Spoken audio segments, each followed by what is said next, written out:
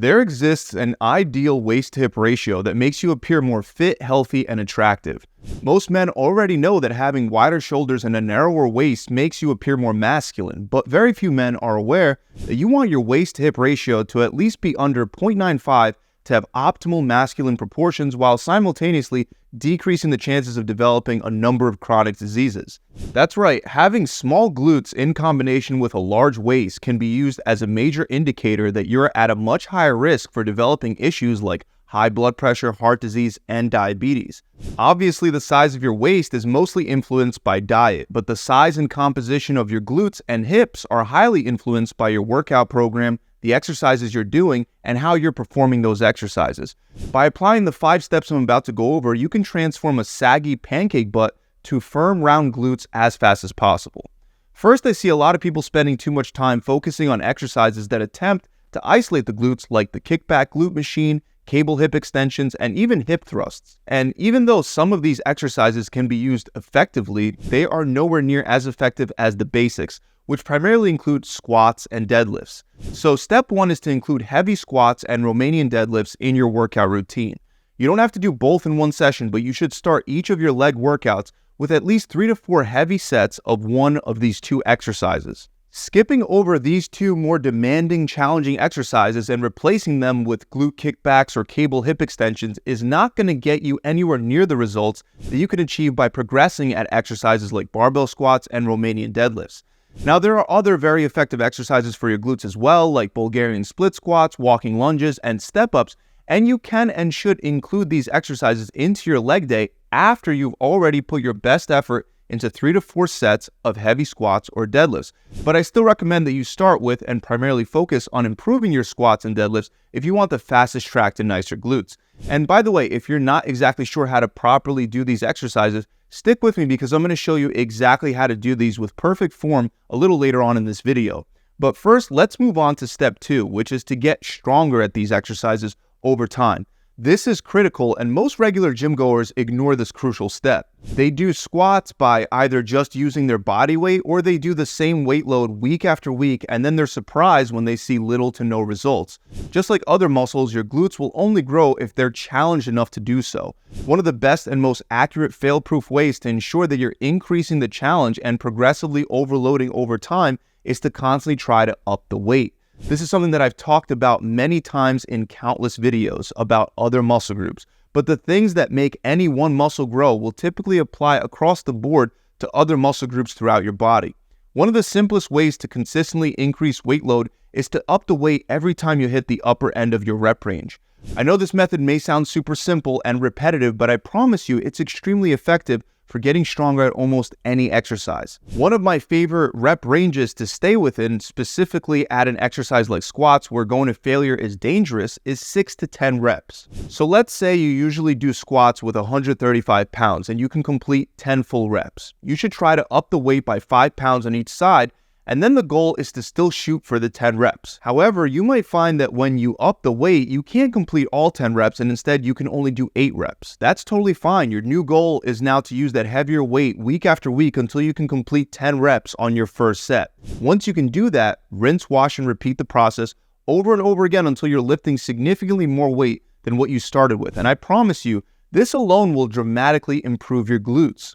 Sometimes you may have a week where you up the weight and you can still automatically do 10 reps with that new heavier weight load because you've gotten that much stronger. That simply means you should up the weight again until you're no longer at the upper end of your rep range, and then work your way back to 10 reps over time. On the contrary, if upping the weight by 5 pounds on each side causes you to perform less than 6 reps, try to up the weight by a smaller amount, like putting 2.5 pound plates on each side. Let's move on. The next step is to make sure that you do this at least twice a week. So preferably, you should have at least 2 leg-specific workout days each week because that'll give you a lot more training volume for your glutes by the end of the week. A greater total training volume is one of the key factors that leads to muscle growth, and essentially training volume can be broken down to sets times reps times intensity. Obviously, if you're training your glutes and your legs twice a week instead of once a week, you'll be performing more sets and reps within each week. Most likely, it'll be double the amount of total work or training volume. Also, if you're a natural lifter, studies show that muscle protein synthesis is only increased for 48 to 72 hours after workout. It's very important that we maximize muscle protein synthesis because it's a process that occurs within our muscles that leads to muscle growth, repair, and adaptation. These are all things we want, and muscle protein synthesis revolves around the creation of new proteins within muscle fibers, which can directly lead to an increase in muscle size, strength, and overall muscular development. Your body is stimulated to increase muscle protein synthesis through certain signaling pathways that are received within muscle cells. One of the main pathways is mTOR. mTOR activates signaling molecules that initiates the synthesis of new muscle proteins. And we know that weightlifting is a potent stimulator of the mTOR pathway, which then triggers an increase in muscle protein synthesis. The point is, in order to optimally stimulate muscle protein synthesis throughout the entire week, we want to train legs every 3 to 4 days or so. That'll maximize your results in the shortest amount of time possible.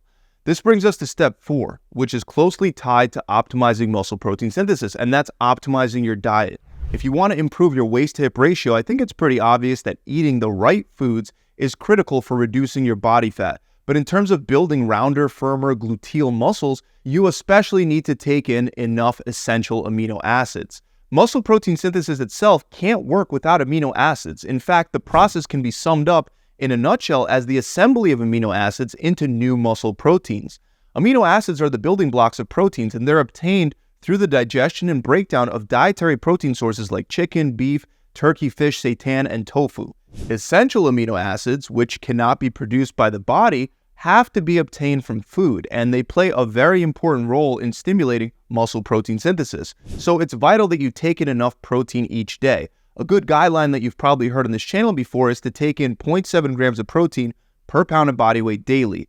Studies also suggest that taking in protein within the first few hours post-workout can optimize muscle protein synthesis. This allows for the delivery of amino acids to your muscle cells when they're most receptive to protein synthesis.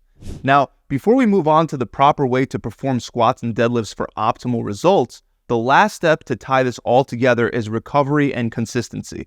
For recovery, there are essentially just 3 things you need to know. First, spread your 2 heavy leg workout days out, ideally so you have 72 hours of rest in between them, but at minimum, you need at least 48 hours of rest between each session. The second thing is that you don't want to be doing a ton of lower body cardio during this recovery time, as it will interfere with optimal recovery, strength gains, and in turn, muscle growth. These lower body forms of cardio include things like running, stair climbing, and the elliptical machine. And the third thing that you want to make sure of to maximize recovery is that you're getting enough sleep, at least 7 to 9 hours each night. Then in terms of consistency, it takes time to transform your body, and during that time, you need to establish the steps I've gone over as habits that you stick to every day, week, and month. Before you know it, you'll see a dramatic transformation, but you'll only see it if you're consistent. Now, if you don't normally do barbell squats and want to get started, one of the best ways to start and to get really good with the form is by placing a bench behind you. Then you would unrack the barbell, take a few steps back towards the bench, turn your feet slightly outward, and rather than focusing on squatting, you want to focus on sitting back. Imagine you're sitting into a chair, so push your hips back and lower them down while bending your knees and keeping your chest up. When performing your squats, make sure your knees are in line with the middle of your foot, so your knees shouldn't be buckling inward or outward, and you want to keep your weight over the center of your feet, so you shouldn't be on your toes or too much on your heels. Moving on to the second major exercise that I recommend, I was talking about Romanian deadlifts because they're even better at targeting your glutes than regular deadlifts. To begin, get your shins close to the bar and plant your feet a little wider than hip width apart. You should mostly be concentrated on hinging at the hips, and your knees should bend just slightly with each rep. So hinge your hips by pulling them back behind you while slightly bending your knees and keeping your chest up to maintain that neutral arc in your spine. Grab the barbell slightly wider than where your shins meet the bar. Then squeeze your shoulder blades back together, take a deep breath, hold it, and lift the weight up by concentrating on pressing your hips forward and standing upright. Make sure that you're not just lifting the weight with your lower back. Instead, you should squeeze your abs, keep your shoulders retracted, and drive your hips forward.